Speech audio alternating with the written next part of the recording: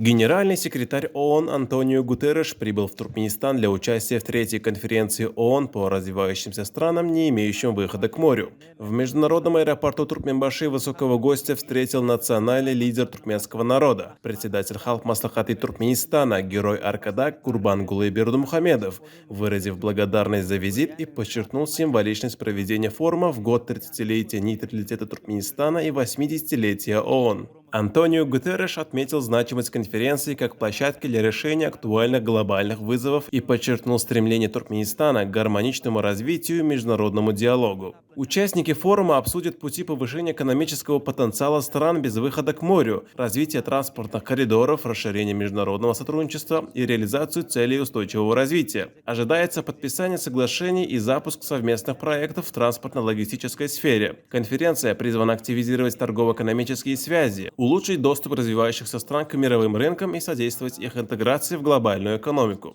Форум станет важным этапом в развитии транспортной дипломатии и продвижении международного партнерства на континентальном уровне.